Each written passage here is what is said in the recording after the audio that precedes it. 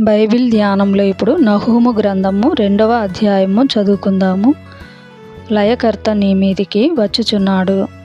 నీ దుర్గమునకు కావలి కాయుము, మార్గములో కావలియుండుము. నడుము బిగించుకొని బహుబలముగా ఎదిరించుము. దోచుకొనువారు వారిని దోపుడు సొమ్ముగా పట్టుకొనినను, వారి ద్రాక్షవల్లులను నరికివేసినను, అతిశయాస్పదముగా ఇశ్రాయేలీయులకు వలె యెహోవా యాకోబు సంతతికి మరల అతిశయాస్పదముగా అనుగ్రహించును. ఆయన బలాఢ్యుల డాళ్ళు ఎరుపాయెను. పరాక్రమశాలురు రక్తవర్ణపు వస్త్రములు ధరించుకొని ఉన్నారు.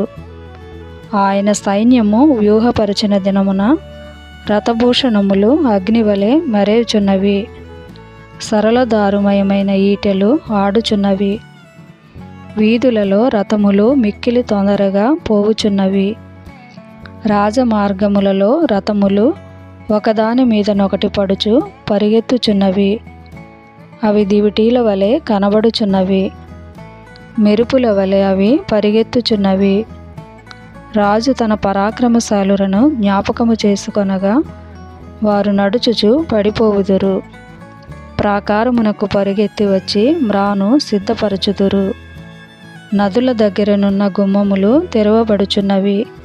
నగరు పడిపోవుచున్నది.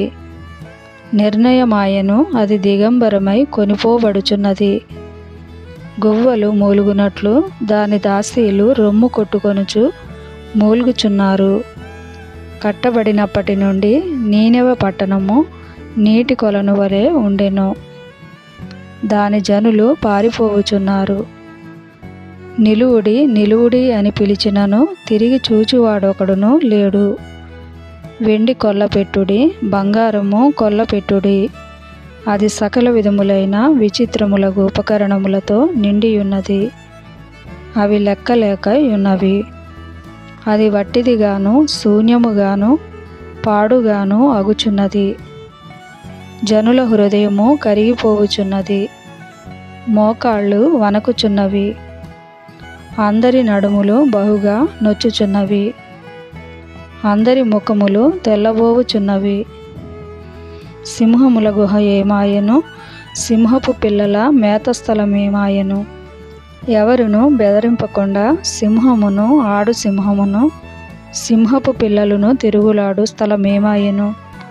తన పిల్లలకు కావలసినంత చీల్చివేయుచు, ఆడు సింహములకును కావలసినంత గొంతుక నొక్కి పట్టుచు, తన గుహలను ఎరతోనూ తన నివాసములను వేటాడి పట్టిన ఎరతోనూ నింపిన సింహమేమాయెను.